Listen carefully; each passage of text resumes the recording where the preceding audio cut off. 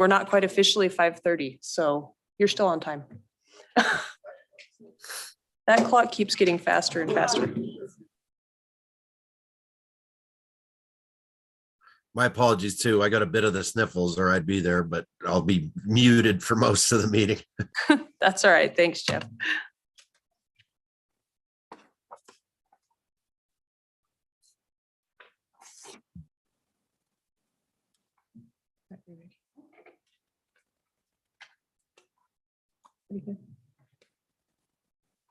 All right, my clock says it's now officially 5:30, so welcome.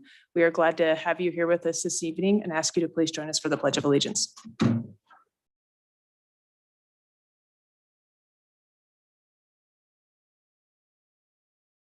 And to the republic.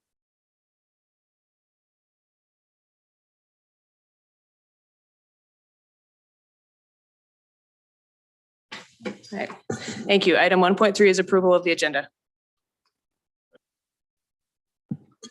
Second. Thank you. We have a motion and a second. Any discussion? All in favor, please say aye. Aye. Any opposed, nay? Chair votes aye and the agenda is approved. Item 1.4 is recognition of FBLA, HOSA, and Skills USA national qualifiers. So I'm not sure who we're starting with. All right. We are so glad to have you here every meeting. Okay, so just a few things before I do that part is I want to introduce you guys to Andrea Worthing, who is the consultant from Radiance Consulting that I have hired with CTE funds to make sure that we're compliant with NAC and NAS and legislative mandates and whatever NDE tells us to. So she's here working with me, starting to get loading up on our work-based learning piece and getting our industry partners involved tomorrow. Several work-based learning workshops, opportunities for employers to come engage with us from 9 to 11, 1 to 3, and 4 to 6, right here in central office. So and just shameless plug for that. And Andrea and I will start working with our health science, Dr. Josh, programs in getting our alignment from middle school to high school all the way out to post-secondary. So I just wanted to introduce you guys to her, and now I'll recognize the kids.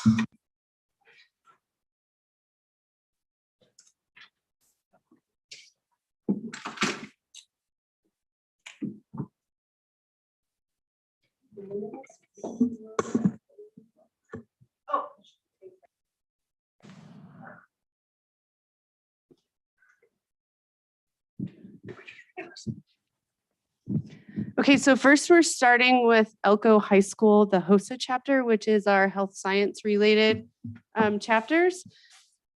Oh, yeah. Health Occupation Student Association. Ooh, that was almost a trick question. Okay. This chapter also received awards for the National Service Project that they will represent at Nationals and the Barbara James Volunteer Service Award Project. So the Elko chapter was recognized for 2 service awards, which is super awesome. So Brenda Mendoza is going in physical therapy. I didn't see any of our kids with us. Isaac Munoz is going in pharmacy science. And then that's, yeah. Is that all who was on the list? Okay, so that was everybody in HOSA. So now we will recognize the FBLA national qualifiers. However, to make everything the same and equal for all the chapters and all the CTSOs, you're only hearing the first place qualifiers in the state. However, FBLA, those students can attend nationals up to place 4. But to keep within time restraints, we're only showing you the first place winners in the state. Isaac Gale, parliamentary procedure, and he's from the Wells FBLA chapter, brand new this year, or just coming back. And then, oh yeah, this is the team, sorry. Ruben Cobian, Jesse Spear, Truman Kington, and Marco Flores. So they're the first place parliamentary pro chapter. Perfect. Okay, so now we're going to recognize the Spring Creek FBLA chapter first place winners. Xander is the only one with us today. And then Caleb Costa, who is the Eastern Region Vice President, will accept the award for all the rest of the kids. So Kathleen Hedstrom for the annual business report. We'll just read them all at the same time. We'll let you, yeah. Ben Claridge in business ethics. Weston Peterson in business ethics. Kevin Davis in e-portfolio. Riley Quillisi, introduction to business presentations. Hazel Zastro, introduction to business presentations. Okay, so now Caleb, we'll let you come get those and shake everybody's hand.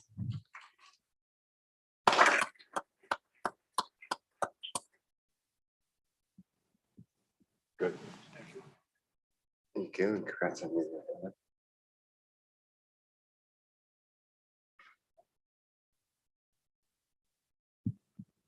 And then Xander Height for his sales presentation.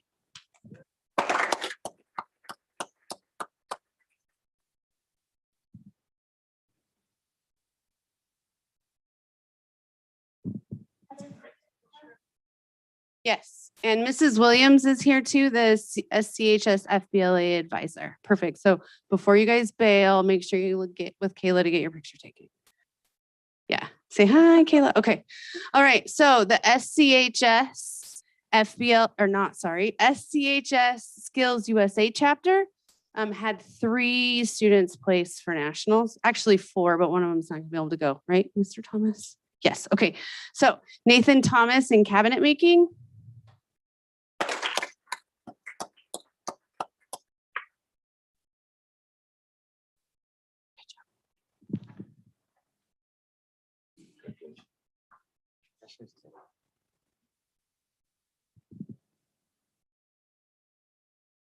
Dominic Santos in 3D printing.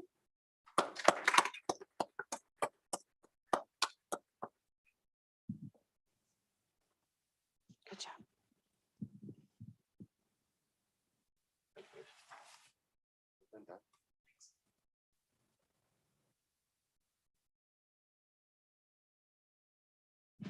And Tanner Esplin in 3D printing.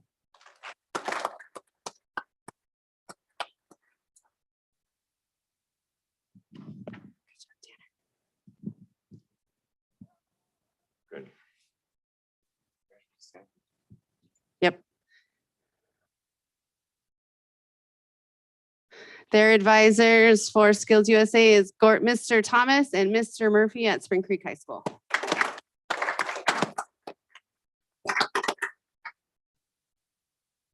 I'm done.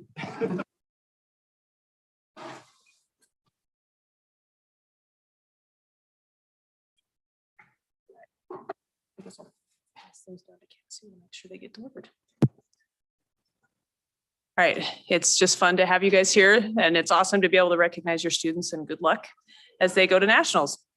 Item 1.5 is receive a presentation from the Adobe Middle School Automation and Robotics class.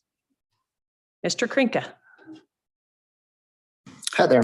My name is Cody Krinka. I'm the principal at Adobe Middle School. And fortunately for you, I'm not here to do the presentation. Just introduce Mr. Brant Schumacher, who is one of our electives teachers. He's our PLTW teacher, which is Project Lead the Way, which is the primary curriculum for a lot of our STEM elective classes. So, Mr. Schumacher. Hi there. I'll pop up the presentation here for you guys.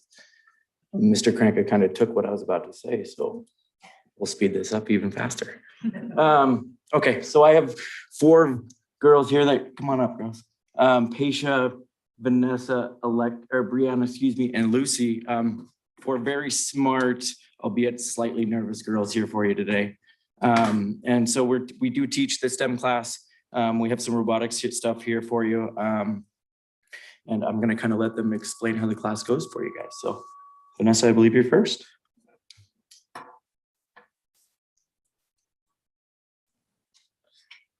Hi, I'm Vanessa. The first thing we learned was how to build and design simple gear mechanisms. As you can see, we have 3 different mechanisms here on the board. We have a bevel gear, a worm and wheel, and a crate and slider. We also brought in a simple gear train today to show what it can accomplish. So if the input is bigger than the output, then it takes a longer amount of time to turn, so it'll increase speed. But if the input is smaller than the output, if I can get this, the input is smaller than the output, then it'll increase torque and power. Next, we have Lucy coming on up to explain how the gears work together.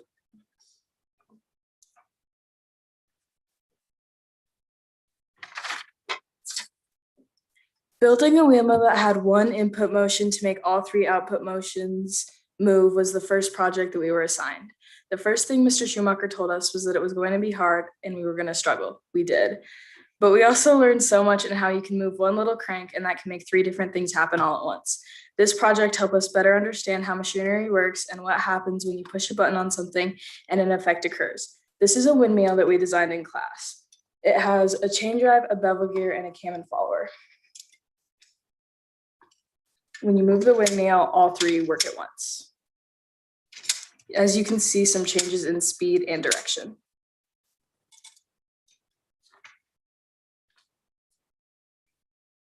Go ahead, Brianna. Once we learned how gears worked and how we can use them for projects, we learned how to code. We learned about each sensor and motors individually, and then we were taught how to set up and name each sensor. Here's an example of the project we did and how the code would work.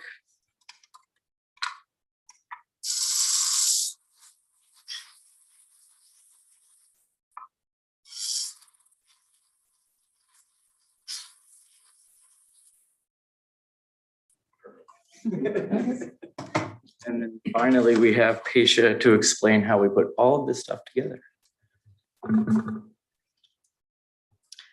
So for our first coding projects, which we completed just the other day, was a race car we had to put together and use all the coding that you just saw to make a car go as fast as possible. And to win the race, the car would need to go 40 feet. We had lots of trial and errors, but we finally figured it out. And on this video was our first race on how we did it.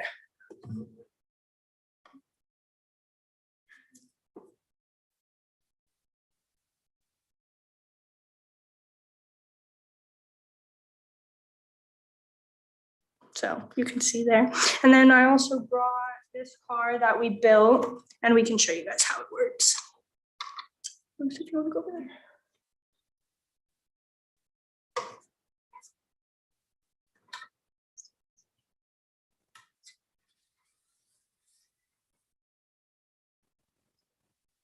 Lucy, do you want to bring it?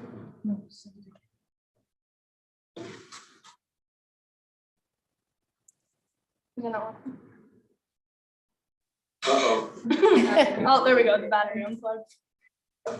Oh, maybe not. The battery. Batteries have a short life.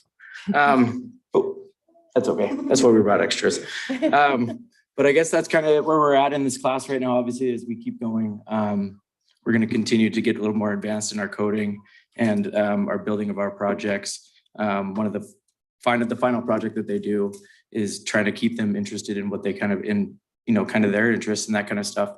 And I don't think I've told them yet, but they will build an obstacle for a mini golf course. And I actually don't grade it until they make the putt first. So that's kind of important for them. So that's kind of what we got for you guys. Thank you for your time. Thank you. Oh, do we have any questions from the board or comments? Yeah, sorry. No, we want to say awesome job. So don't leave yet. I'll just start. So great job. It's so fun to see the progress and how you showed we started here and, this is where we are and know you've still got, things in the future. So any questions or comments from the board? Is this a class that's an elective or they have to take it or? So what made you ladies want to take the class? So we knew that it was a predominantly male elective and we thought it would just be a fun elective to overall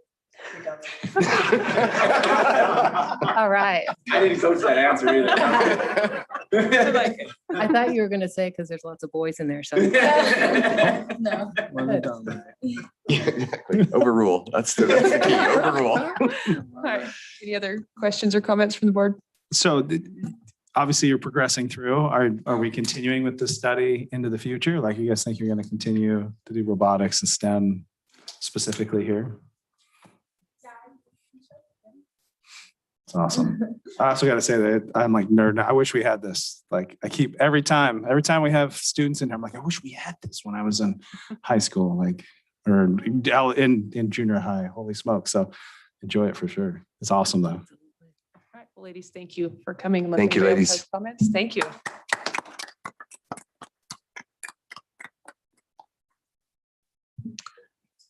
All right.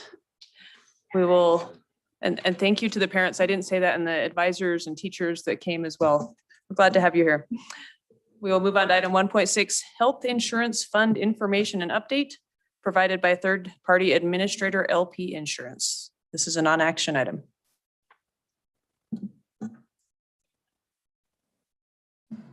Gotta have this. Thanks for having me. I'm Trinity Steelman with LP Insurance Services. And for those of you that don't know us, we're the broker for your health insurance and also for your property and casualty, auto, general liability, all those things that you get. We also broker through the pool impact. But I actually represent the benefits side. And so Julie had asked that I come along with Superintendent Anderson and kind of explain a little bit about what's been going on. Because I know you guys have seen throughout the year influxes of cash going into your health fund. And you're obviously a self-funded plan, and that's a really long story. But for tonight, basically that means you're funding your claims and your premiums up to a certain level, and then you receive a reimbursement. And so really what happened to your plan, it's kind of twofold, and it's not necessarily something bad, and it's actually catching up, but just some clarification. And the biggest thing, and it's not a word any of us want to hear anymore, but first thing that happened to your health plan is COVID. So from March of 2019, and probably a little before that, but we didn't know what we were tracking at the time. From March of 2019 through 11/30 of 2021, the school district spent $2,381,000 on COVID claims alone. And of course, those were claims that it wasn't just happening to the school district. It was happening to fully insured insurance companies too. Nobody budgeted for that. Who would have ever thought? So you have these claims where that may be testing, hospitalizations, anything related to COVID. Basically, all these influx of claims are coming in.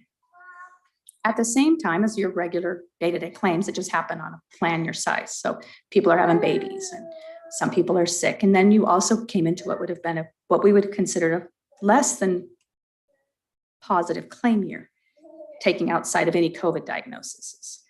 And some of them actually now people, the insurance companies and the actuaries are saying may have been somewhat COVID related too, because if you had an underlying condition, it may have exacerbated certain conditions. So we were seeing this claims just driving up month over month.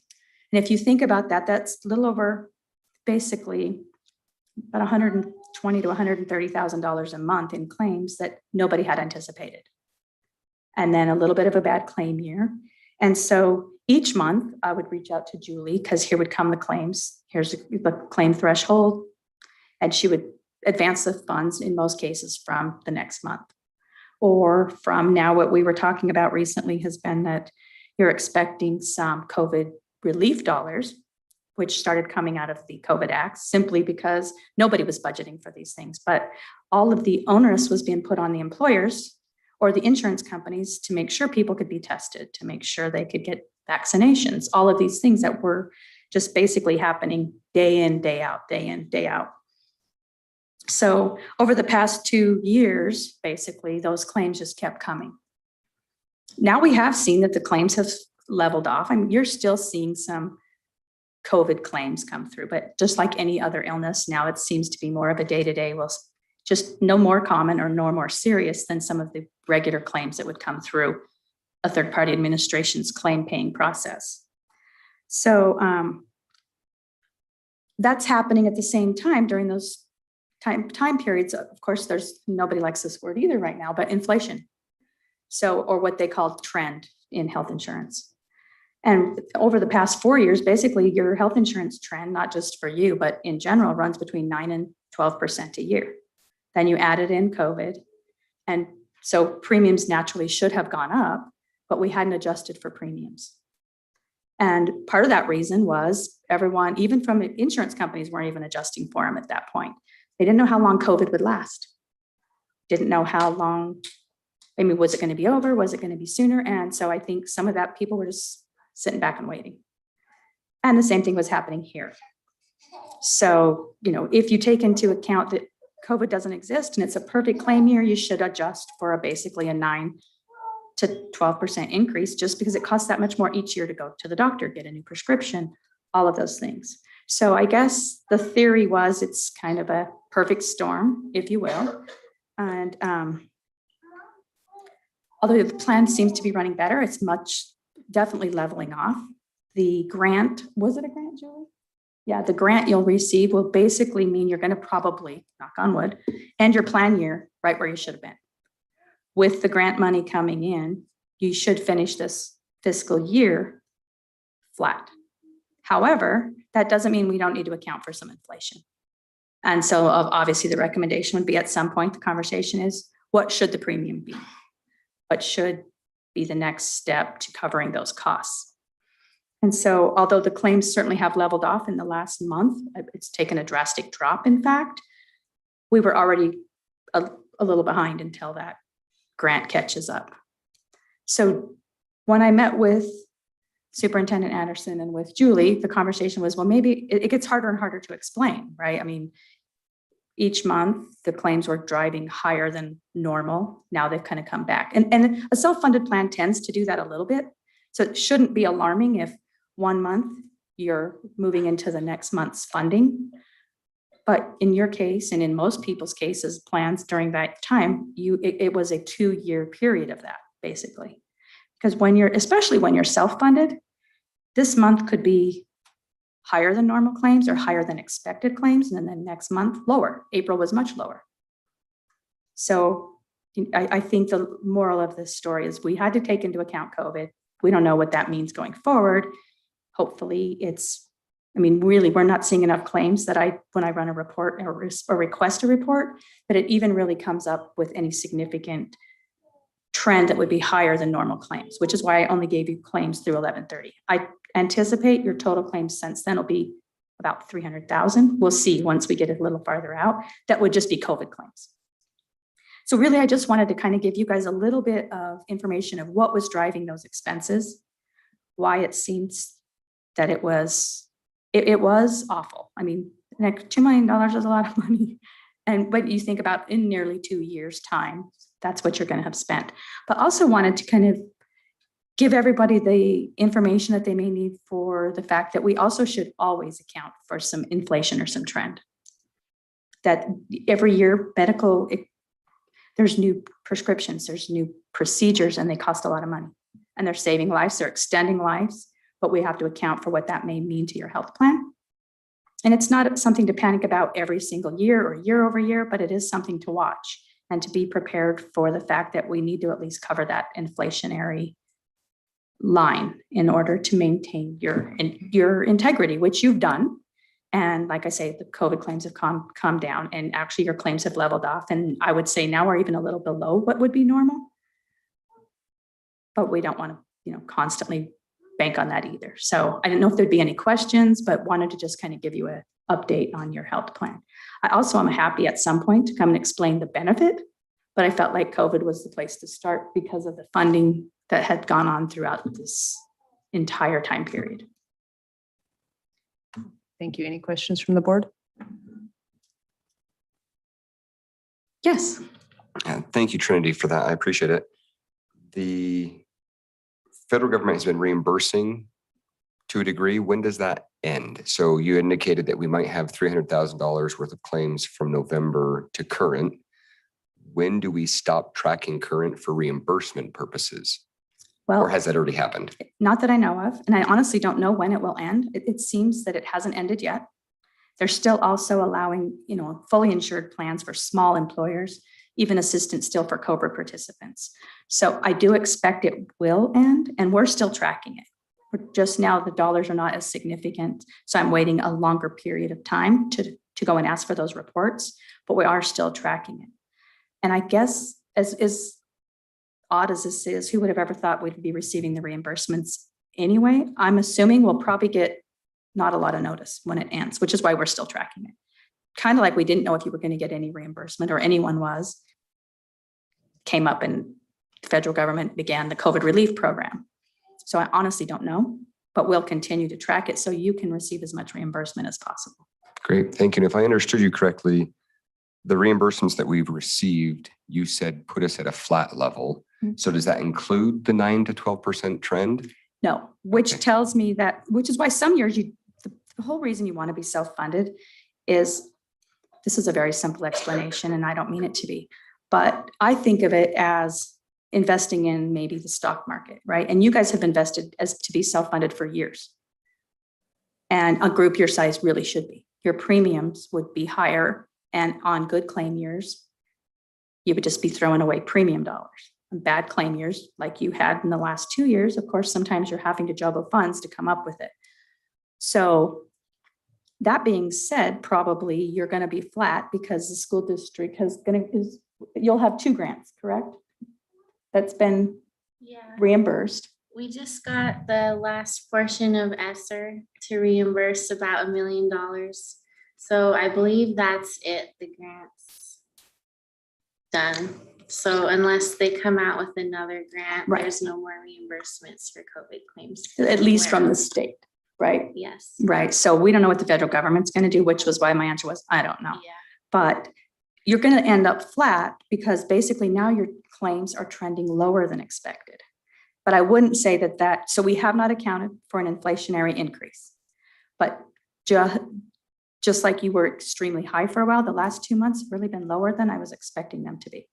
And so we're kind of banking that savings. Well, you're basically flat. There's nothing to save, but you're going to basically get through this fiscal year on what you already budgeted because of the reimbursement for the grant. Okay. Which I think was like, I mean, it was hard. I didn't know where it would go, depending what the state did with the money they received, what the federal government was going to do. However, those $2 million is basically about what you're going to get back. So although those claims are continuing to go through there, but that's part of being self-funded. If you now were to experience 2 or 3 years of favorable claims, which you had probably from 2014 to 2017, really good claim years, then you set your funding and you paid yourself, right? But then when claim years are bad, so it's kind of an ebb and flow, if you will. Okay, thank you. Yes. I do have a question. So how much would we have been short without the ESSER grant? Approximately. Probably about $2.5 million. So a significant amount then. Yes, and that's probably what you spent in COVID. If you spent 2.3 through November of last year. I'm so sorry for interrupting, but just for COVID claims through our benefits. Correct. Wow. Okay. Yeah, Thank you. when you take into account what COVID really cost the school district, I'm just here to discuss the benefit portion. That's the world I live in, but the cost was extreme, right? But the grant's basically covering what you would have been short. And I found it very interesting because your claims were significantly higher, but basically COVID was the amount you were short. Now, that's all, honestly, if your claims hadn't leveled off and reduced, you would have been a little bit under. You would have, and that could still happen. We have to get to June 30th, but we're getting closer. And so I was expecting you to have a little more of a shortfall, quite honestly. But then the claims did level off, which would have probably taken into account the inflation or trend. Cool. Thank you. Mm-hmm. Any other questions? Yeah, I had one. Go ahead, Jeff. Oh, where's he? Sorry, I'm It here went over. somewhere. Yeah, I just wanted to ask, going forward, we're looking at our budget process right now. Is this something that we need to be taking any consideration or making any changes in what we're looking at? Or are we in good shape going forward for the next fiscal year? So I think it's on Julie's radar already. We speak probably at least weekly because through COVID, usually we in the past, maybe I would speak with the school district monthly about their claims, but your claims were all over the place. And I was speaking with lots of my clients weekly. So it's on her radar. It's certainly something she's already taken into account. And then she'll get back to you on what the expectation or projection should be. We also already have asked, even though your stop loss contract, which is your reimbursement from stop loss carriers, is a renewal for October, but they're already working on it as well because everybody finally went back to work. Not finally, they were working like we all were, but they didn't really know what to do with the information yet. So I think we'll have a better idea as she finishes her, but I mean, the budget's out there, she's aware, and we're kind of working through that, I guess, unless Julie wants to add something to that. Yeah, I had budgeted to put some money in the benefits program just in case the grants didn't cover our shortfall. But next year, yeah, I think we'll have to increase at least the employee portion of the district portion that they pay for the employees. I think that should increase to help just cover inflationary pressures on the plan.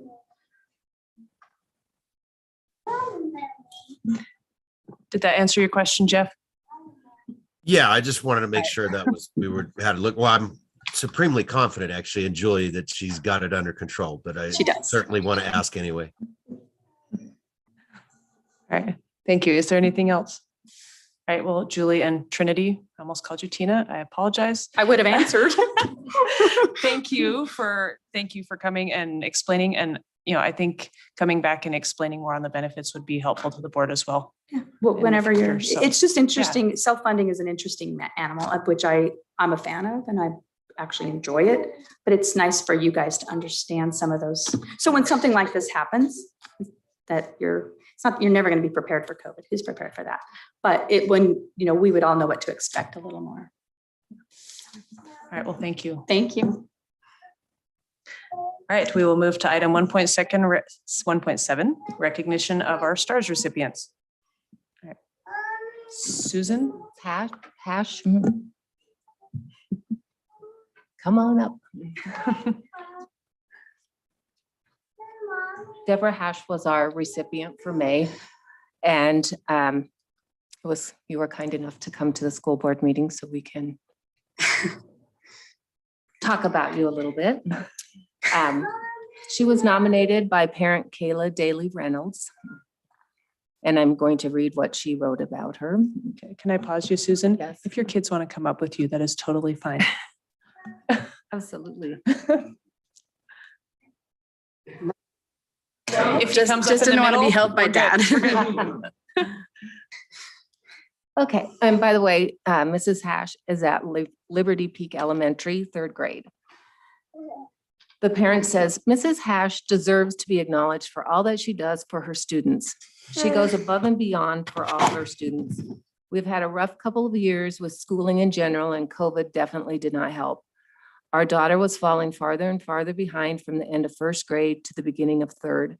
She hated even going to school because it was so hard, and she did not even understand what was going on when she was there. Mrs. Hash made sure to call us and talk to us about how she was doing in class and work as a team to help her not only want to go to school, but grow so much academically.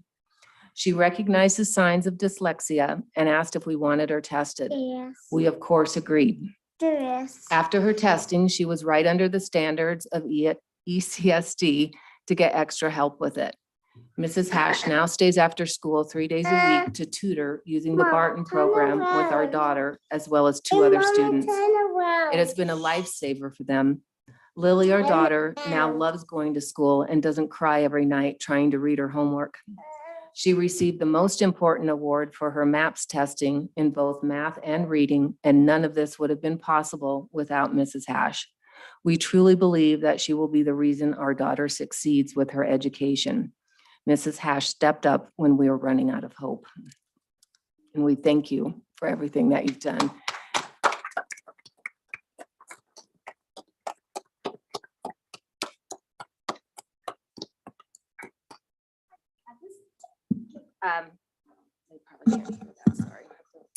Mr. Murphy, who was a recipient in March, etched some glass plaques and made the wood.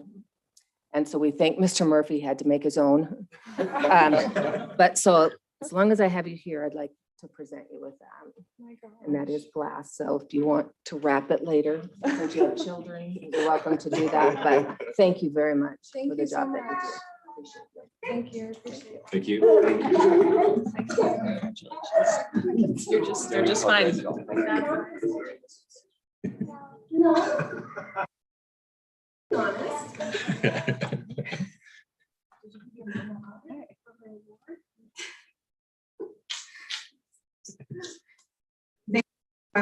He's calling. Sorry.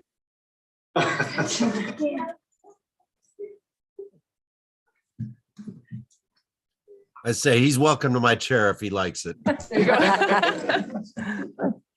Yeah, he was calling people. And then I don't know if, do you want me to just finish off stars? Go ahead. Finish off.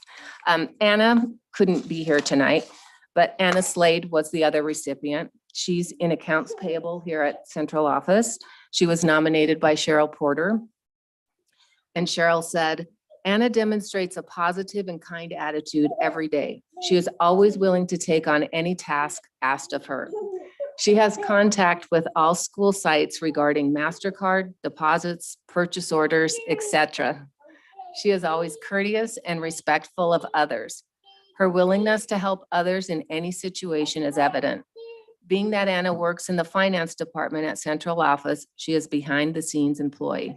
Her work helps the district run smoothly so that the administrative staff at school sites can devote their time and attention to the staff, parents, and students at their site. Elko County School District is very fortunate to have Anna on its team.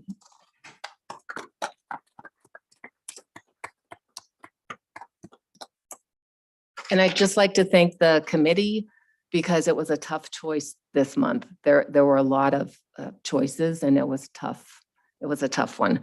But we liked that so many nominated someone. We encouraged parents, students. Kayla has put the stars now right on the front of the website and it now has its own page, which is great.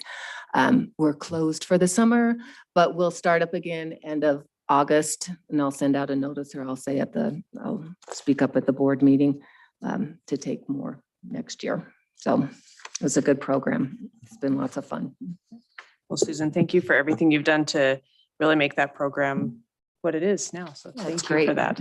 And congratulations again to the STARS recipients. All right, item 1.8 is input from the public. This is a period devoted to comments by the general public, if any, and discussion of those comments. In the interest of privacy and due process, the public is requested to not raise personnel issues except in a legally noticed closed personnel session of the board.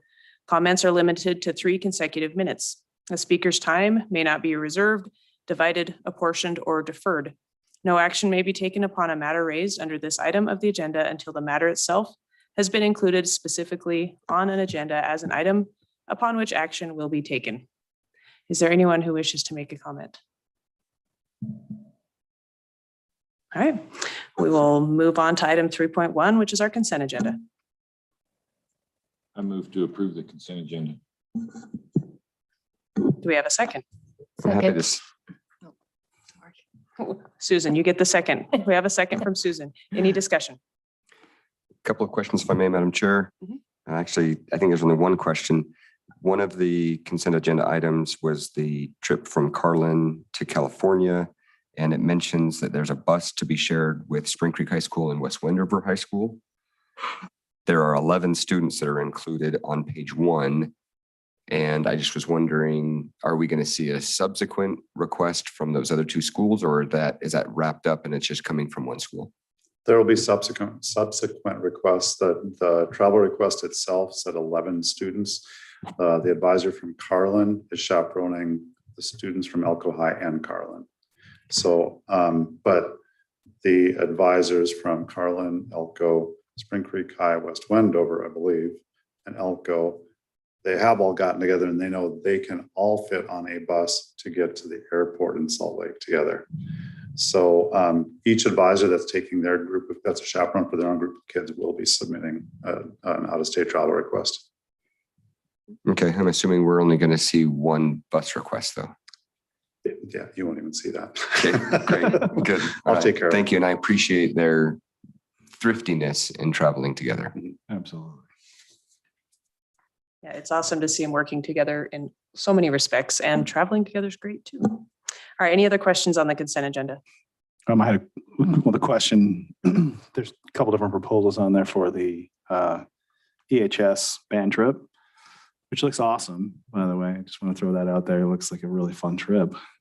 But I think from reading this, it looks like it's whether the district will fund the buses, the transportations, the buses side of it down into to the event, basically. So yeah, there was some question as to the cost calculation for travel when this came. So we asked Mr. Broyles to do a little bit more research and more preparation. I worked with him to do that. And in doing so, I visited with Mr. Canning at the transportation department, and I asked him if there's a magic number of miles or a distance. And I'm talking one way, that the destination is that far away, that that would be optimum as far as the maximum distance to use our buses and our personnel. And he thought about it, and he got back to me and he said, Keith, that number would be right around 600 miles. And the reason he chose that number is that's about as far as he can get a bus without a relief driver just to get to the destination.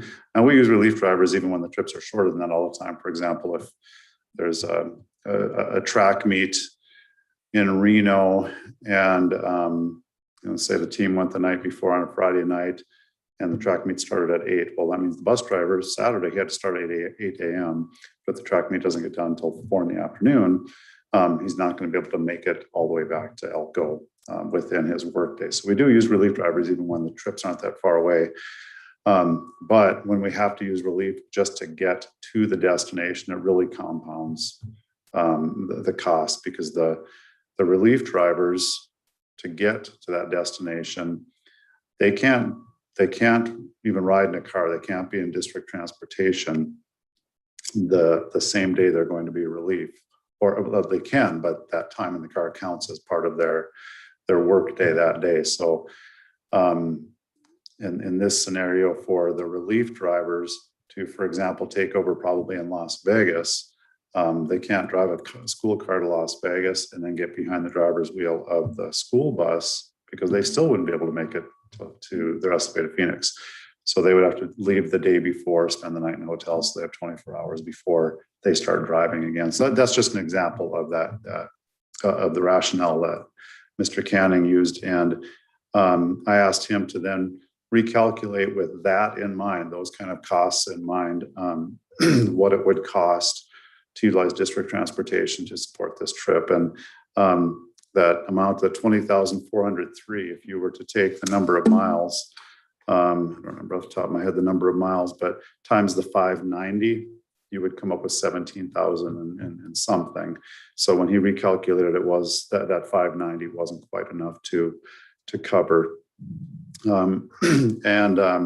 Another explanation that he gave of recommending that distance also is, he explained that if you take a circle around Elko, a geographic circle around Elko, around that 400 to 600 miles in diameter, that for the most part within that circle, he has contacts of other school district transportation directors, maybe even just a tire shop in Utah that he had to use one time, and he saved that phone number, that contact or something. But gets much further than that. He just hasn't had to support travel that far away. So it makes him nervous that he could have a bus with a flat tire that's sitting on the side of the road for 5 hours, because he's trying to find somebody that can help support that. So he does have some concerns about the ability of the district to be able to support a trip at this distance with our own buses and personnel.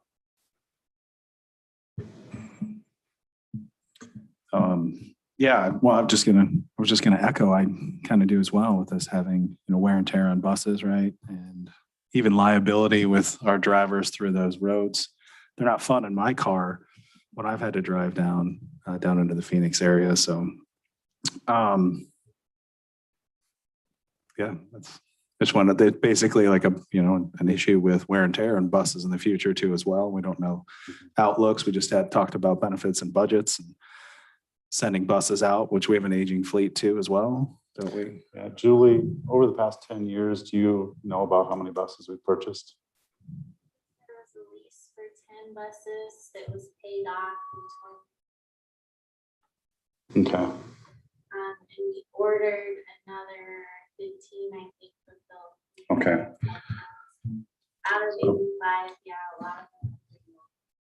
So I wouldn't swear to it, but that lease that ended in 21, when I asked Julie for the last 10 years, I would say those 10 are probably the only buses we bought in the last 10 years. I appreciate the work and effort that went into this because there was a lot of data there, and I had visited with Mr. Walls this afternoon or this morning, I guess, for about an hour, trying to wrap my head around all of the different options here. So the time that you guys have spent in finding a solution to get these kids to be able to have this celebration and have this learning experience is pretty incredible. So I greatly appreciate that. I think we do need to look at, as a district or as a board,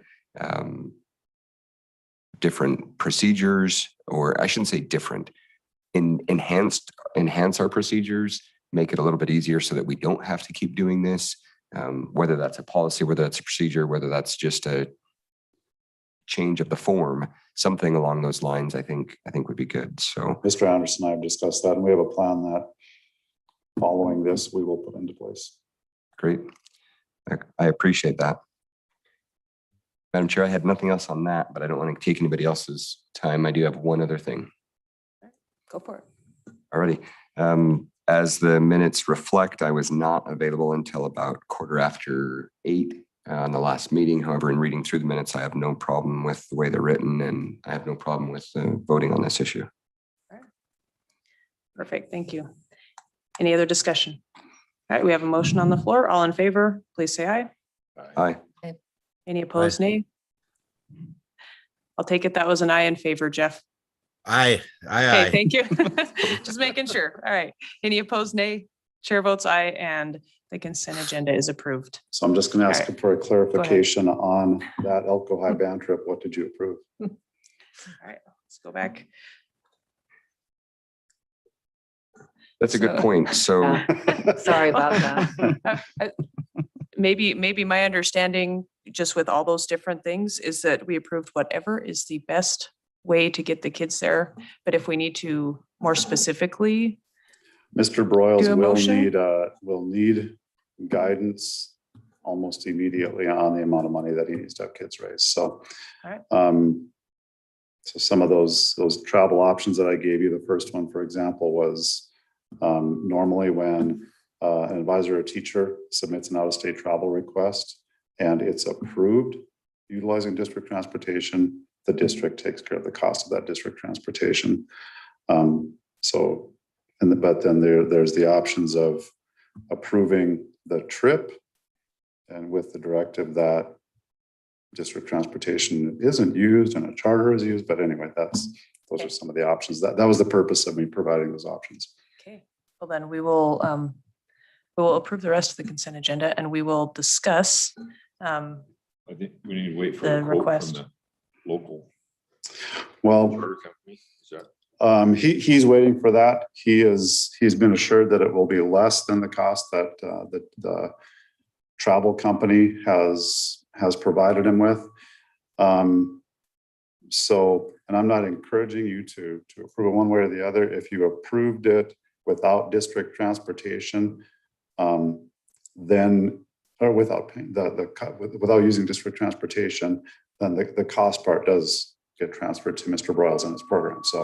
So that then it would be up to him whether he uses the local charter buses or not, or that's why he just needs the decision on this so that he knows what he has to have his kids prepared to do. If I can help clarify, I think you would be voting on, so let me back up. Regardless of what the quote is for the local one, I believe Mr. Broyles would still be requesting financial assistance from the district in order to pay for charter buses. So I think you are either voting to make Elko High School students completely fundraise their transportation or approve the trip with the district contributing to the costs of transportation. Is that pretty accurate? And I can give you an example of a way that you could determine that you'd rather not have district transportation utilized, but would like to support the trip.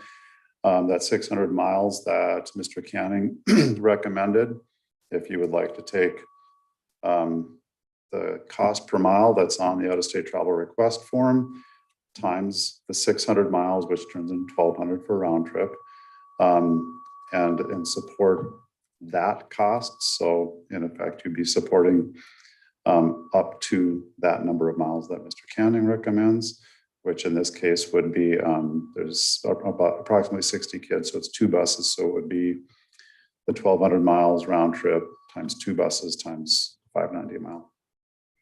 That's just one example of how you could determine just a flat amount if that was the case, or you could say, we want it approved using district transportation. So doing some quick, not quite back of the napkin math, but using Excel or Google Sheets, I guess it is. The 5.09, so $5.09 per mile. $5.90. $5.90. That's like, 'cause I was like, I'm off on something. All right. So using that math, $5.90 is $14,160. The spreadsheet that was provided was $20,403, and the no travel option would leave the kids footing a bill of $38,640.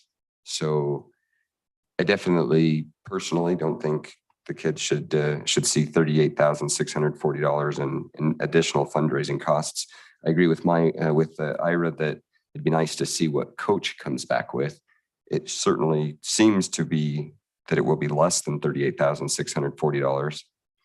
And I think we have an option at this point to say either the $20,000 that was provided with full transportation costs, roughly with what we have that was presented, or I like Mr. Walls's suggestion that we do the 600 times the 590 times 2 trips times 2 buses. So that would be the 14,160.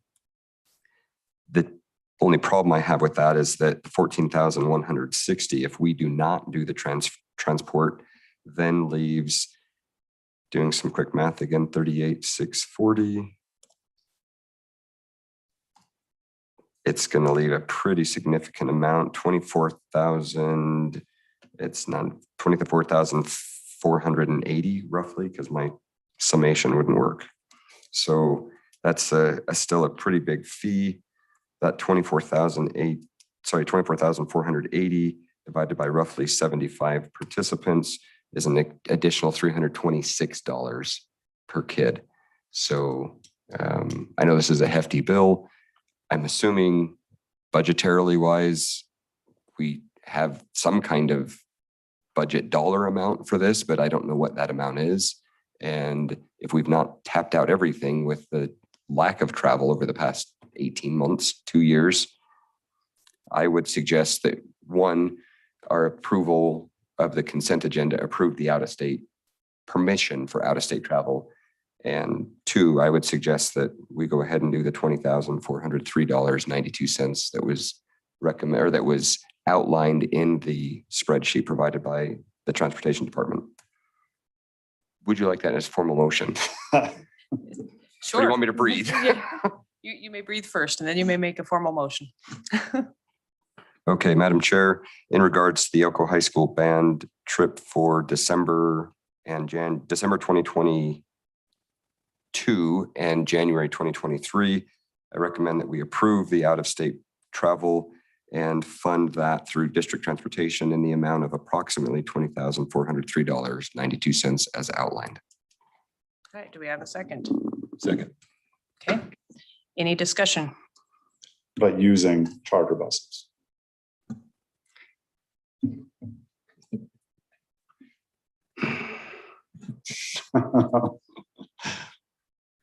That's not the way I understood it. No, and that wasn't what I was thinking, Okay. but I do understand the concerns from the district transportation department. When will they have the quote? I don't know. Last time I talked to Mr. Broyles was probably last week, Wednesday or Thursday, and I asked him as soon as he gets it to forward it to me, and I haven't seen it yet. So no matter how you look at it, even if they come in with something, they're going to be more than the district, but less than Harmony. And that cost is still going to go, the kids are going to have to come up with that. So to me, the difference between like transportation here, taking care of it with district buses, or like Harmony Tours, you're asking the kids to come up with, is it like almost, it's 500 and some more dollars With Harmony, yes. with Harmony. Yeah, so $552 with Harmony, $326 if we split the difference. If we did apply that $20,000 and Harmony came out lower, and I apologize, so 38,640. Originally, it was $500 for each. So if we take that off of that, I love doing math on the fly. Roughly, it's not coming up right. The $500 that was over 8 months, guys. Like, we're not talking like they have to make it up in 2 weeks. Correct. So I just want to like put it into context that we're not expecting them to.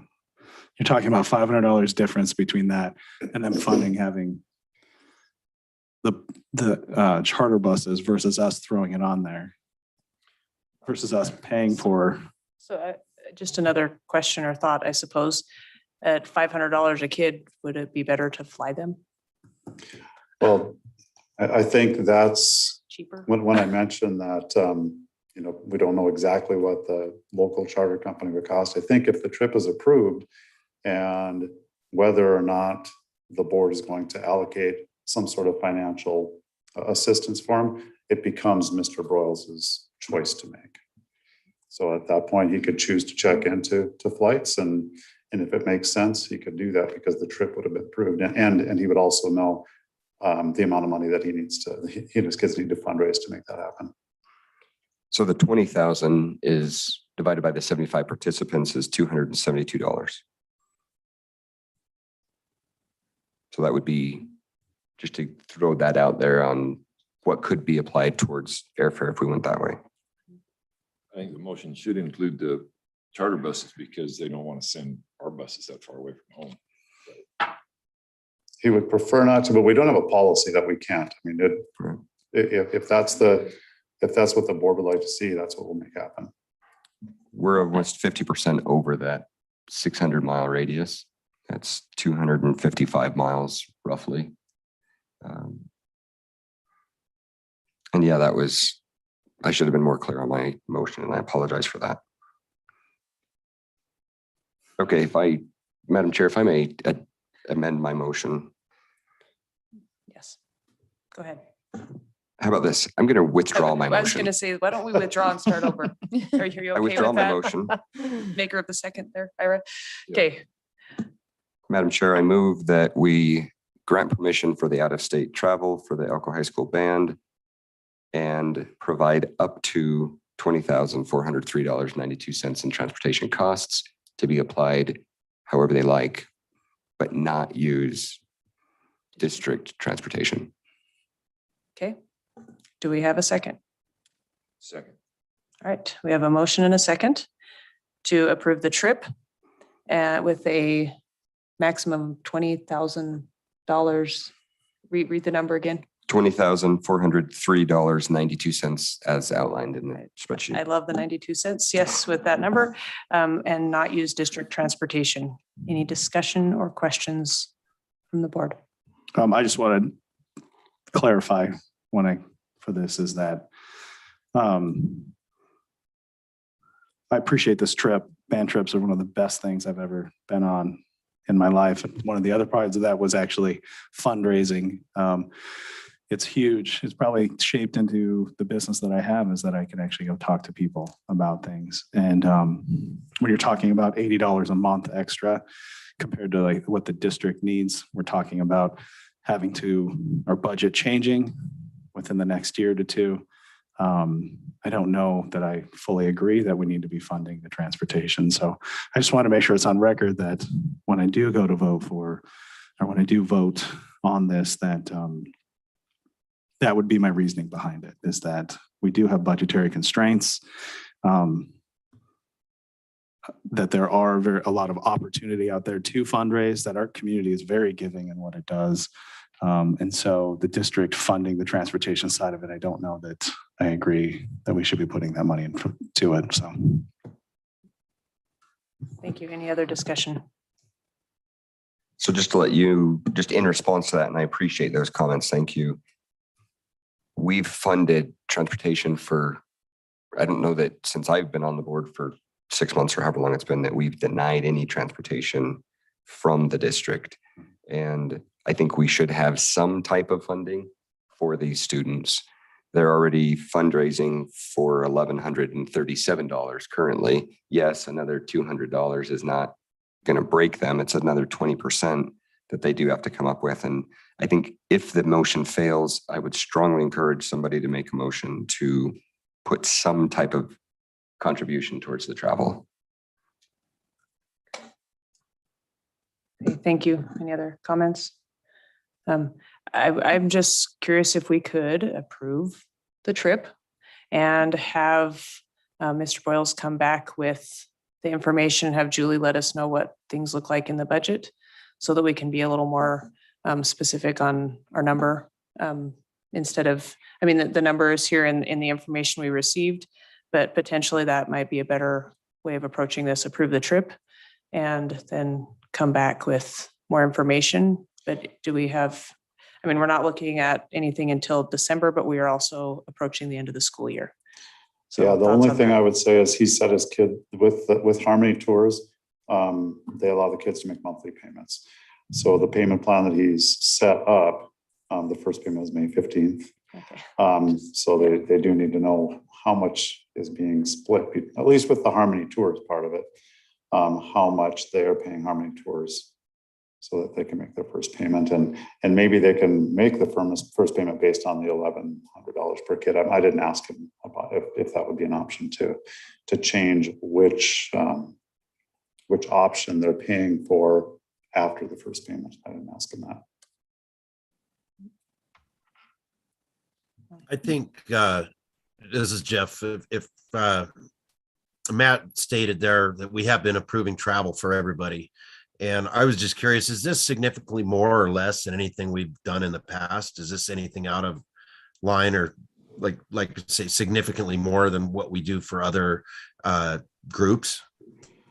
Our out-of-state travel that we support with district buses is predominantly as far away as getting into Wyoming, up into the Boise area of Idaho, maybe around to the Lake Tahoe schools around that area, and south as far as Las Vegas. Generally speaking, most groups that go further than that do use airfare, or we really don't use charter buses a lot in my years with the district, but they have been used. So, but then again, trips as far away aren't that often either. So they are kind of rare. So it's hard to say we always do this or we always do that. The majority of trips aren't however many miles this is away, 1,000 miles away. Well, and we would only be funding a portion of this though, too. So that would be comparable to one of those Reno trips or to one of those, like you're talking, one of those closer destinations, because we're only doing part, correct? Mm-hmm. Yep.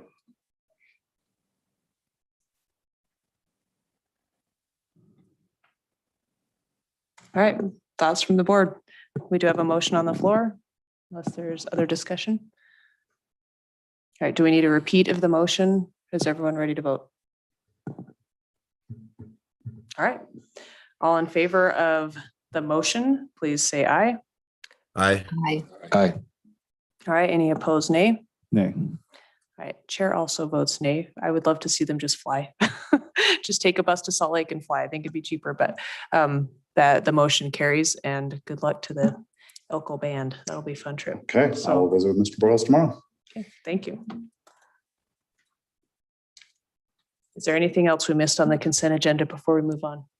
Keith, thanks for making sure we got exactly what you needed. I appreciate that. All right, item 4.1 is a report from our NASB director. Jeff?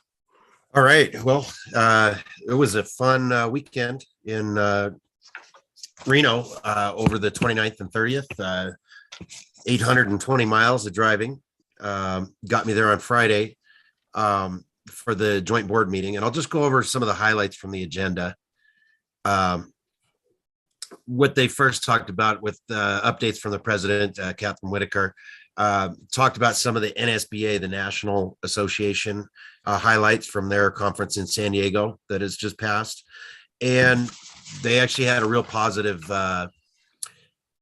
experience from it, talking about some of the changes that needed to happen in the national organization, that they had taken some corrective action with a leadership change. They'd acknowledged the problems, and they've passed some resolutions, including making it nonpartisan in the Constitution.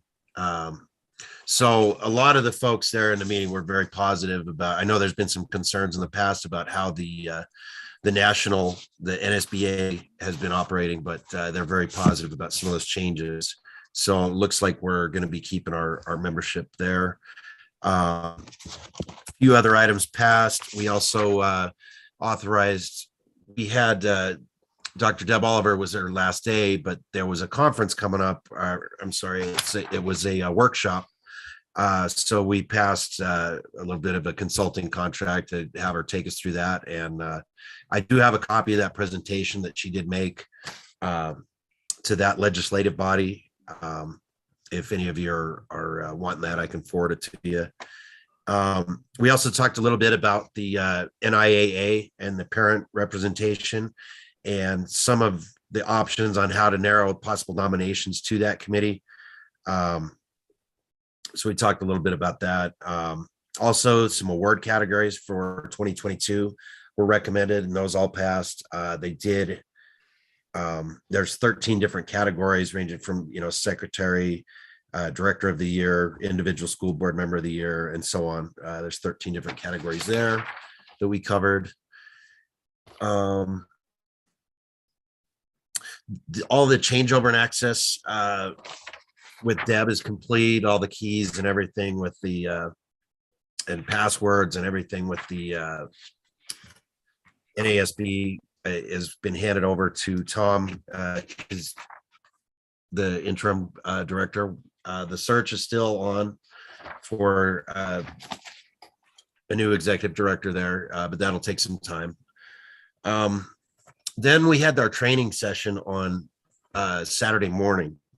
And it was very entertaining. I apologize that we weren't able to record. It was a presentation by Dr. Ann Alexander. She's an attorney for the insurance pools, and she takes on some of the bigger issues that come. But she talked to us about Nevada laws regarding school discipline and some of the changes to the NRS in 2019 and 2021.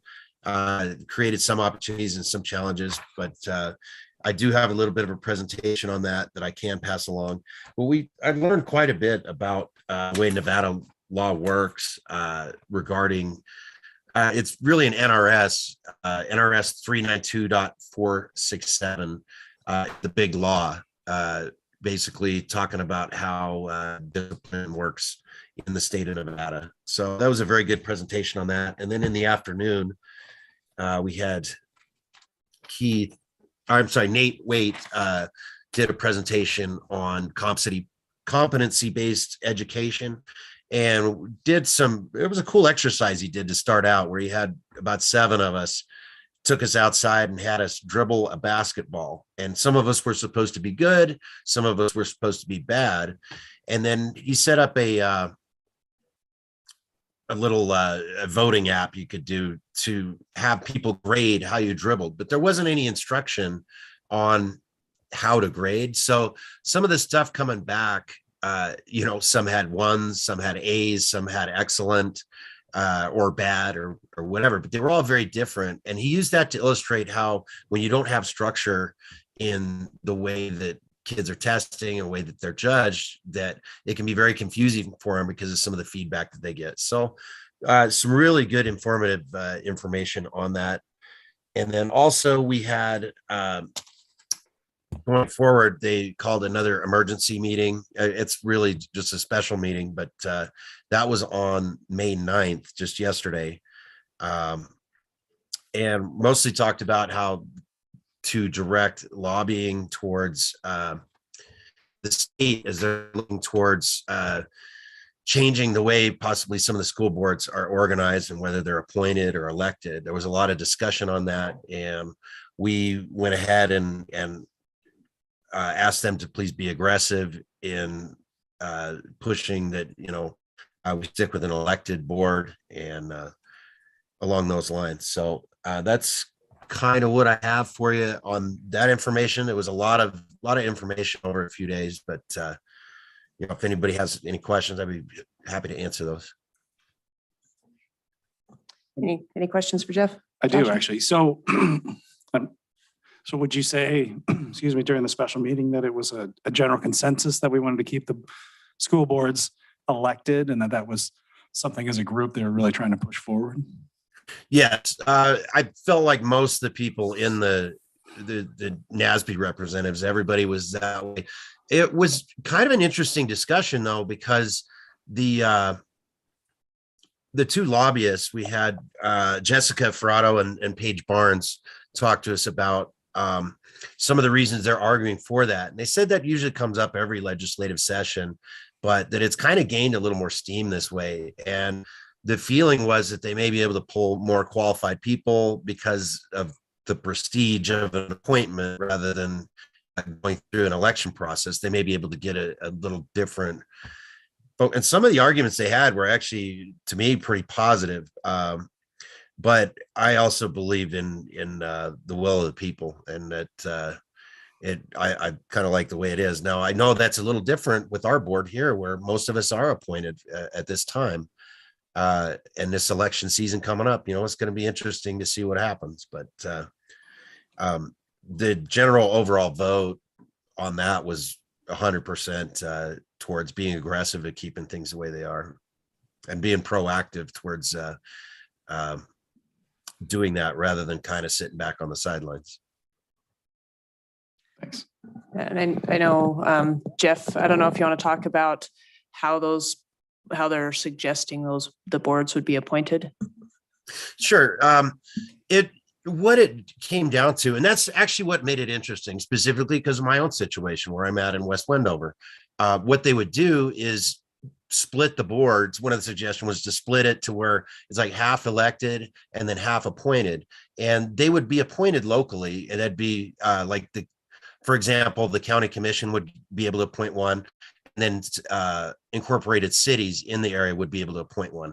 So like West Wendover would send a representative, I believe Wells. They didn't cover our specific cities, but that was the general layout of how, if those appointments were to happen, that they would still be done on a local level. So to clarify, if I recall correctly, we have 5 incorporated cities in our county, more than any other county in the state. And if we're going to split that, 5 cities, 1 county, that's 6. Yeah. We're going to have a board of 11 to 13. Yeah. And I really don't know how that would turn out. That's really up to the state legislature and what they decide. But these are the types of discussions that they're currently having. If it does come up again, that may be helpful if you can bring that up, that we are an extremely unique county in multiple ways. But for that regard, I don't think, and I may be wrong, but I don't think any other county has more than 3 incorporated cities. So that would be very interesting to see what happens in Elko County. I'll be sure to bring that up in the next meeting. Thanks, Jeff. And I think, as Jeff said, the NASB is very much in favor of keeping elected boards. But there's a lot more steam from the state, and there are now businesses getting involved, and there are lobbyists getting involved to push an appointed school board, mostly because of all the drama that took place over the last couple of years. So I With know. that said, I appreciate the prestige of being appointed. So thank you very much. We're so I glad. felt the same way. No, and a lot of that discussion was directed more towards like Clark County, for example, that has really had some I'm trying to think of the nice way of saying, they've had some interesting meetings. So that's some good YouTube there. So they're looking at trying to calm that down. One of the things we talked about also was bringing up, and what the way that they're pushing to keep things the way they are is by adding more accountability for training, for, you know, basically putting your name on the board. If you don't do your training, your name will end up on the website, and possibly getting some ways to hold board members more accountable if they are to violate policy or open meeting laws, or even show up drunk to a meeting. They were saying right now, if one of us were to show up sauce, there's really not much can be done as far as any discipline, you know, for that. So This is not an invitation to show up with issues. Everybody show up. Not at Get all. your best, please. Ladies and Madam gentlemen, President, present water. can we have a margarita night, please? I'm not opposed to that after the meeting. But yeah, and it really was some good discussion. Even last night on the Zoom meeting, you know, I felt like it was a good meeting, at least hearing a lot of those things and what's going on at the state level and kind of what people are thinking. I think it was just more informative than anything. We weren't really deciding or didn't really have too much input on it. It was more of an informational, you know, that I'm passing along. But that's the direction that the NASB has decided to take, is to try and be aggressive and assertive in getting our message forward, that we would like to keep things how they are, and we want to be able to hold people who are in board seats more accountable. Did they mention anything about the State Board of Education? Because they're a little bit appointed. They're partially appointed.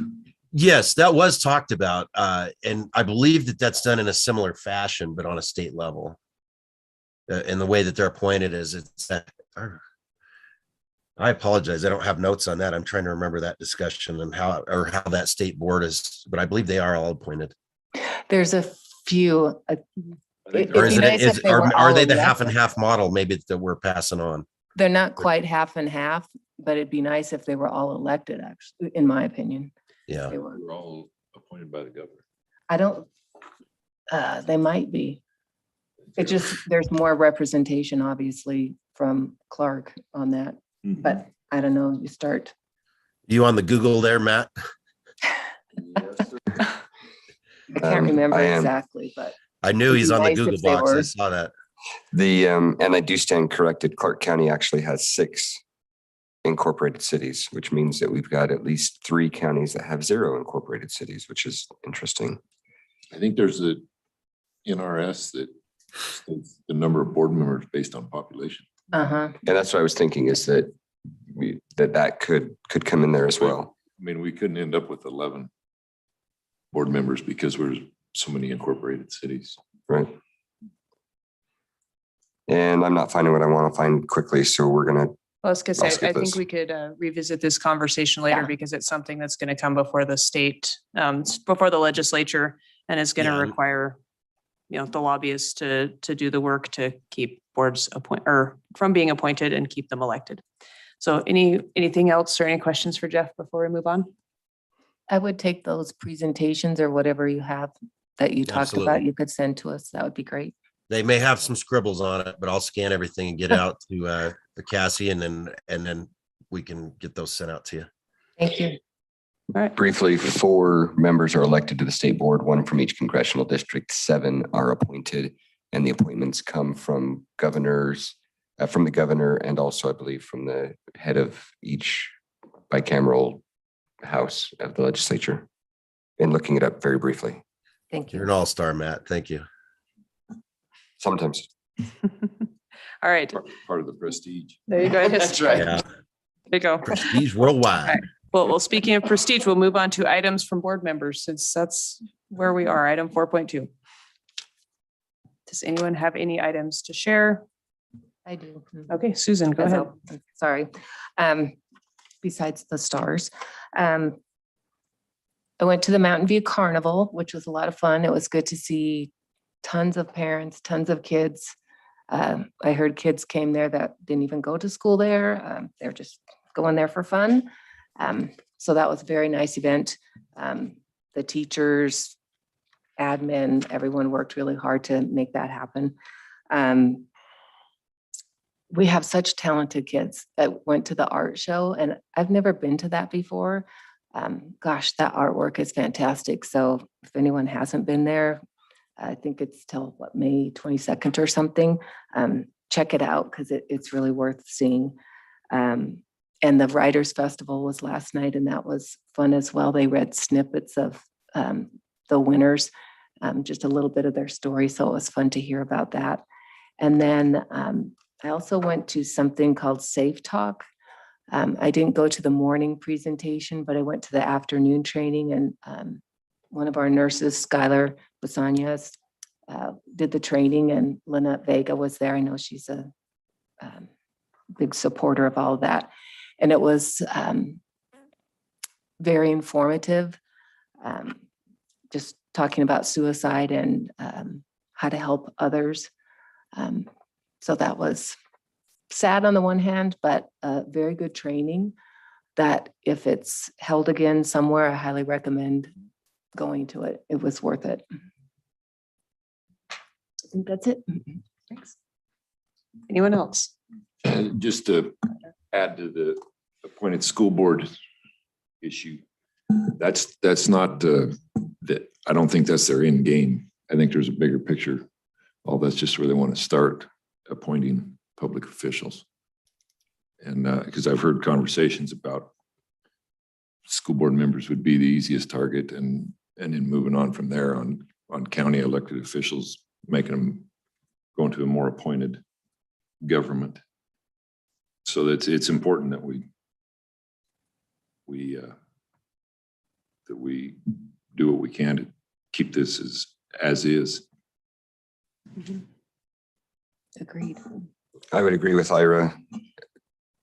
We have a democracy for a reason. And yes, there is, having been a government appointed member of committees before, yes, there is a little bit of prestige. There is kind of some pat on the back that, hey, the governor, at least had to sign something with my name on it. But, there is a little bit of prestige there. But I agree with what Jeff had said as well. The will of the people is what we're here. And that's kind of ironic coming from somebody who's been appointed now twice to different boards. But at the same time, we're running for election for a reason. And the appointments occurred for a reason and followed the proper procedure and the proper laws. So with that said, I think moving forward, we do need to keep that as it is. Shifting gears just a bit, a few weeks ago, I guess it was, Northeast Nevada Regional Hospital had a level up for health.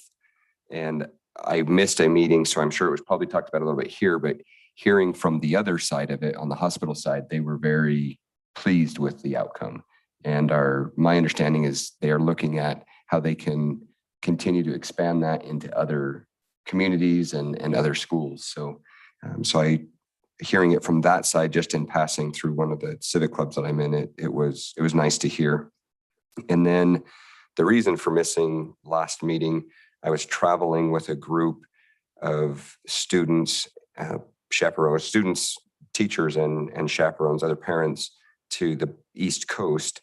And this was not a school-sponsored trip per se, but I know that Mr. Monette, Mr. Chamberlain, Ms. Gonzalez, Ms. Gross, Ms. Marshall, and I may have missed more, and I apologize, but from what I saw and what those teachers had done, it was, they really are passionate about what they're doing. And I've been able to visit all of the principals of the school, save one. I've not been able to visit a whole lot with individual educators, but spending a week with three of these educators, it's amazing to see what they've dedicated their lives to. And it really kind of invigorated me on I'm doing the right thing being here because our kids need the support. We need to have teachers that are supporting these kids and for them to take the time to do what they're doing. And they do it year over year. I love being able to travel to a degree, but I don't know that I could go to Washington, D.C. 15 years in a row. So, I'm really afraid something would happen, but nonetheless, they continue to do this. And this was just a very small portion of the iceberg that I just want to shout out. And I appreciate what the teachers do. I think we saw it this evening with our STARS recipient. It's amazing what we do and the support that our kids get from our educators and our staff. So I'll get off my soapbox now. Thanks. Thank you. Can I go? Go ahead, Josh, please. I really did want to just reverberate what Matt was talking about with our district. Every time we have the students here, it is the amazing thing that's going on. I was talking with Susan before the meeting a little bit about how it'd be awesome to have like a list of what our kids can be exposed, like what they have, all the different programs or clubs or and that requires support, not just from one group in our district, but the amazingness of our teachers that come out. That was very touching with the STARS. I mean, that's a great story. There's not many, you don't hear about that too often. I know there's plenty of teachers out there that probably do it.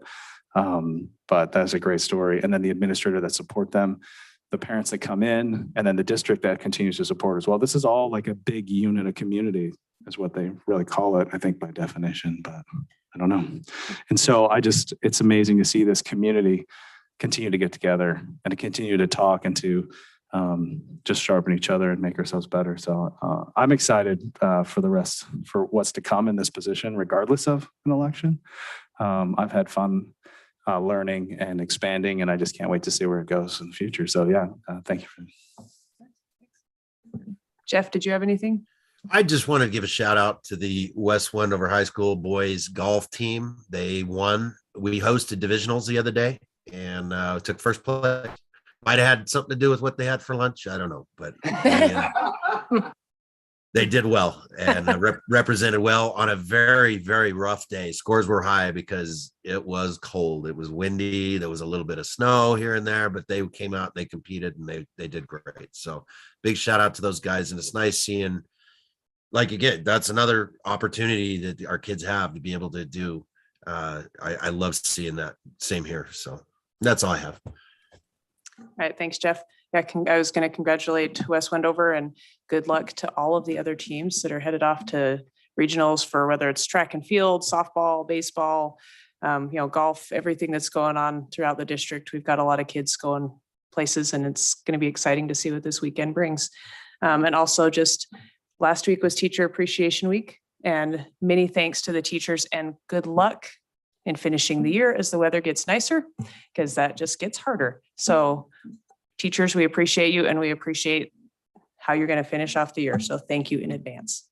We will move on to item 5.1, our superintendent's report. Awesome. Thank you. Just gonna I've crossed out things that have already been reported on, so I won't double up there. Another great event that happened recently. I was able to attend with a principal who is part of this organization, but there's something we do called Ag in the Classroom. And there are multiple teachers spread across different schools, elementary grade level schools. And those teachers, they have to apply to get into this program. And by getting this instruction from these community members, and they essentially at the end of the year, toward the end of the year, get to take their classes to something called Ag in the Classroom. And so we went out to the Ross Ranch. I guess I don't know if it has an official ranch name, but the Rosses own the ranch.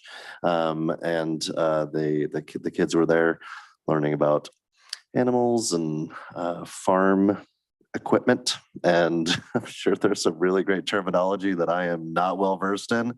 Food byproducts and just the general workings of a ranch and agriculture and how that can apply in their classroom. And so it was just awesome to see all the kids out there, and it was little kids learning.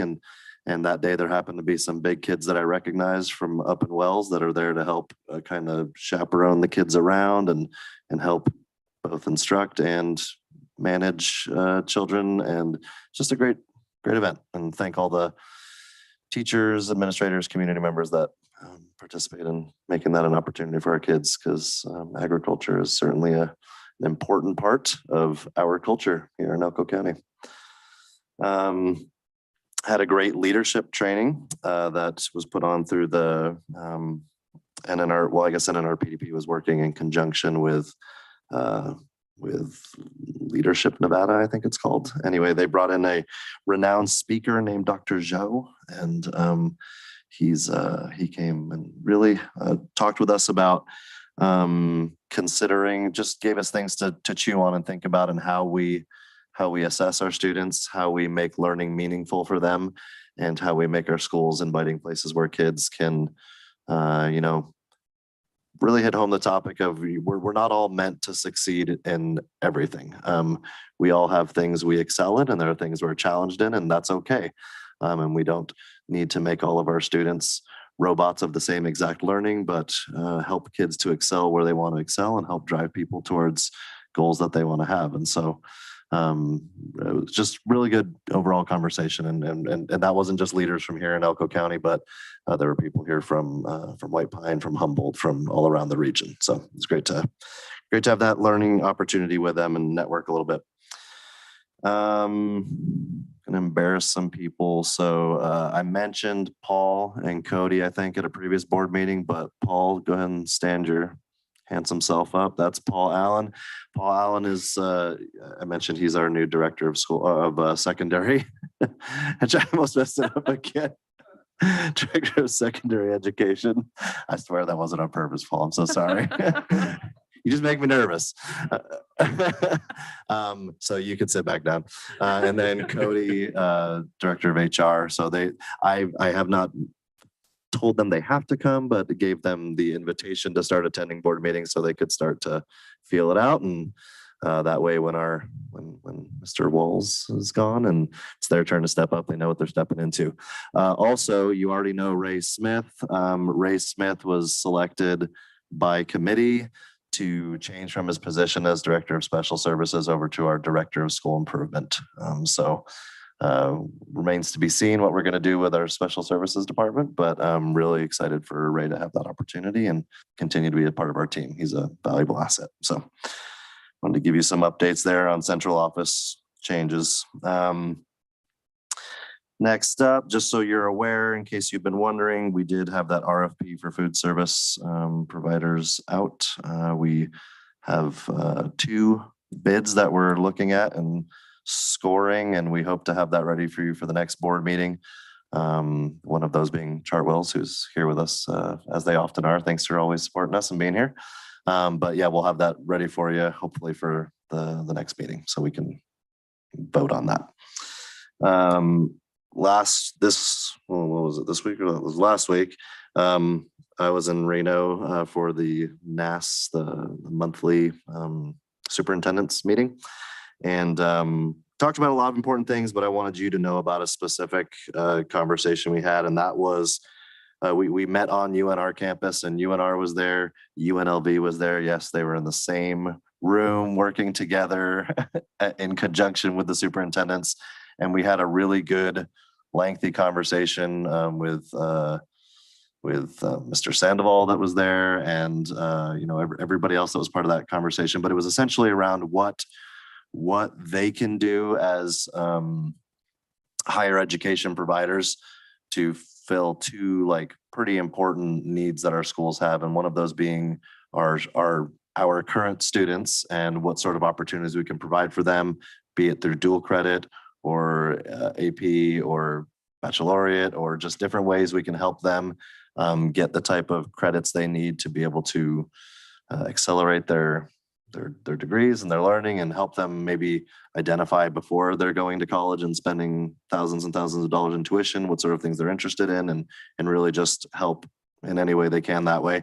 And then we also, addressed at length the topic of hiring difficulties and teacher shortages and teacher preparation programs. And they listened to a lot of feedback from the superintendents about what sort of challenges we're having from that side of the table, and how they can better prepare, have the proper certifications for outgoing teachers and that sort of thing. So it was just a really robust, good conversation. There's a lot of listening, and I'm excited to see how that listening translates into action. So just thought that was a good one to share.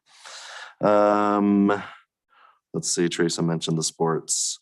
Yes, good luck to everyone this weekend. All right, couple more items. There was a question last time from Madam Chair about the cost of shipping for the textbooks. So I wanted to give you, I guess this is like a maybe good news, and I wouldn't call it bad news, but just you might be amused at the resolution I have. So the cost of shipping was able to be reduced by $5,000. So from 9,000 down to 4,000 essentially. However, but we also, in looking at the amount of textbooks we needed to buy and knowing that we intend for these cycles to be at least, or 7 years before we might reevaluate another option, projected that we might need to add some more textbooks to account for loss or damage or whatever. So we added 50 more textbooks in there, which represents roughly a like $7,000 increase. So we're actually $2,000 over the estimate from last time, but the shipping went down by 5,000. So and we get more books. Yeah. So so that changed. Yeah. Yes. Oh, and very importantly, whenever we get new curriculum, there is always the cry for, and I don't mean cry in a negative way, I mean the clamor is maybe the better word, for training, professional development that goes along with the implementation of a new curriculum. And so 8 days from today, our economics teachers will all get training before they go into the summer, having the summer to do whatever they want to do with it. It's their choice what they do in their summer, but they will have training well before their first day of instruction using the new book. So glad I turned the pad sideways to see that little note. Plug, it has been out there everywhere as far as I've seen, but tomorrow night, 5:30 again, we've got another meeting here, and that is our budget forum. I say it's been everywhere because I've seen it in the newspaper, I've heard it on the radio, I've seen it on Facebook. I am declaring it now. I put it in an email to every parent of every child who has an email address on file yesterday. So I don't know how many thousands of people that has reached. So we will see what our attendance is tomorrow, but the budget forum is an opportunity for anyone who has any question whatsoever. We ask that it is asked respectfully, but those questions just about our district's finances, our budgets, how they're established, how we make those decisions. Julie is pro at answering questions about finances and fiscal management. And so I know she will do a great job, and Cassie will be here too. Cassie, our grants writer, and I'll also be here to help answer questions. So that's tomorrow night. It is a 1 hour, it's 5:30 to 6:30, right? Okay. So people have had the opportunity to submit questions ahead of time, so we can facilitate that, but you're also welcome to ask them on the spot. But that is an event. We definitely want to encourage anyone who has questions or maybe has speculated about the budget in the past and would like to definitely get some firm answers. We are here to provide those clear and transparent answers. And then I got one more. So last board meeting, and I think a lot of people know about this already too, because it was published, again, newspaper, emails, lots of different methods, but ECTA and EXO contracts were approved, and we've moved forward with that. Several things that went into those approvals, but kind of the highlight for a lot of people was this was good timing leading into Teacher Appreciation Week, was a 2% retroactive raise for this entire school year, as well as a 1% for next school year.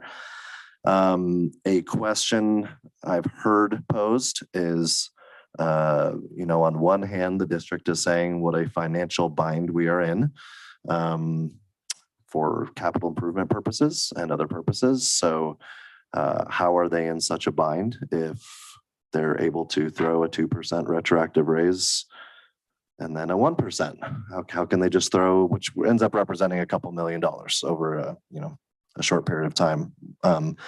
And I just want to reiterate that when it comes, well, two things primarily. One, we consider when we know we are going to be renegotiating, we consider that effect, and it goes into our thought processes when it comes to budgeting. I won't say we reserve a certain amount of money because we don't necessarily do that, but we do plan in a manner of speaking for that.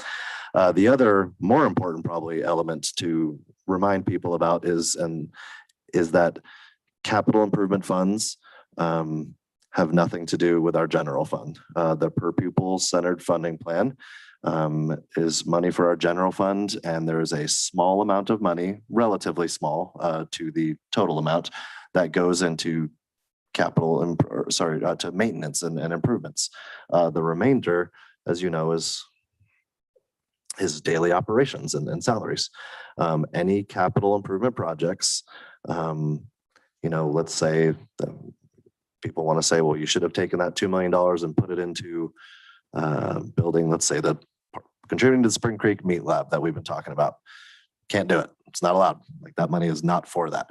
And so I just want to reiterate that capital improvement funds have to come from outside sources of the general fund. It is a perfectly responsible decision to make to give those salary increases. And the two subjects are only similar in that they deal with our school district and nothing else really. Those funds can't be spent on that. So just wanted to clarify that misconception that sometimes floats around. And I've done it like 12 times in the last 6 or 7 days, but thank you again to all our teachers, and really glad we were able to celebrate them, and all the schools did a good job of taking care of them. And thank you to community members and just everybody. They were feeling the love, and you don't have to wait for the first week of May every year to treat them well. We can always take care of our educators who take care of our kids. All right. Thank you, Mr. Anderson. Any questions for our superintendent before I move on? All right, we'll move on to item 6.1, which is our accounts payable. I move to approve the accounts payable. Thank you. Do we have a second? Second. All right, we have a motion and a second. Any discussion or questions? Yes, please. Go ahead, Matt. Sorry, y'all. Couple of, I'm surprised. Julie, thank you very much. I think we only have a few, and I appreciate when I reached out on this already, you had the answers. Page 3, Bloom USA is a number. I think there are 4 or 5 different costs there, but it's a total of $30,000. And I was just wondering what kind of technology that is. It looked like some of it was coded to English learning, and some of it to some at-risk. Yes, thank you. So I was just hoping you could maybe clarify that a little bit. Yeah, those are clear touch smart boards, 65-inch or 75-inch with the cart stand or wall mount and freight.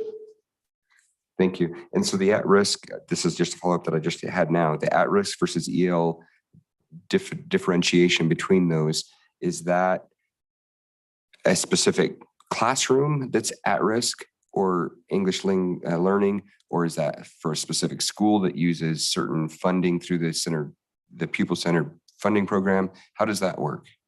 It'd be for an eligible student base.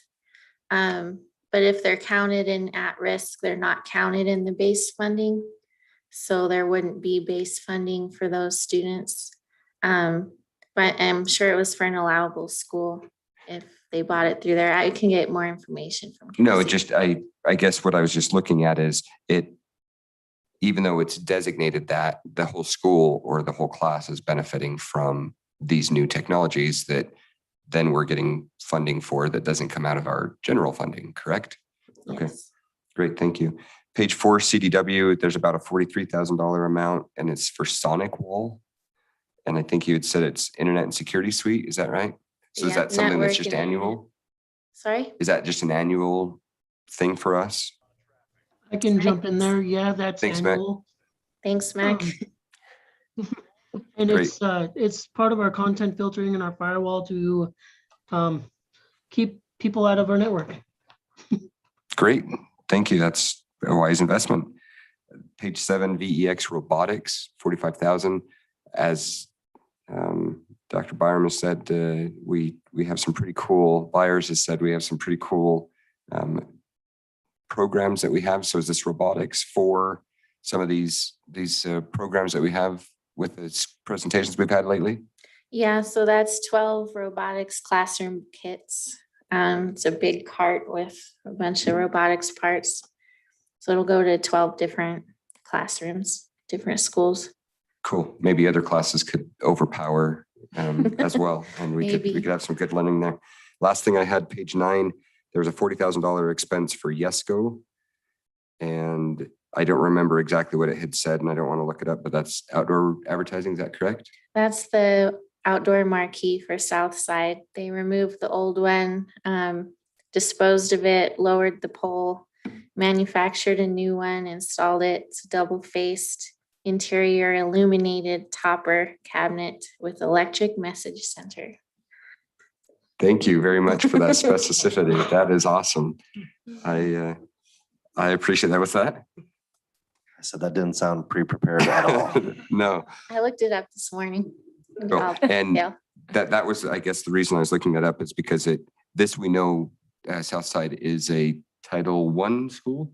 So again, I just wanted to, and that's what I called that out was because it was at risk. So again, this is benefiting the school, the neighborhood, and these are funds that it's unfortunate that we have any kids that are considered in the at-risk category, but to be able to have those specific funds, I think is a good use of what we have to benefit our communities as well for the Southside neighborhood. So, Madam Chair, that was it. I appreciate the explanation and the detail, Ms. Julie. Thank you. No problem.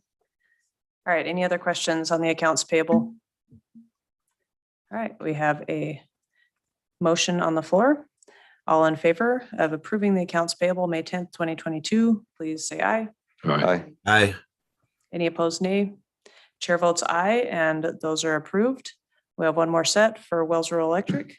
I move to approve Wells Rural accounts payable May 10th, 2022. Second. Thank you. We have a motion and a second. Any discussion? All right, I will disclose that I have a family member who works for Wells Rural Electric, so I will be abstaining.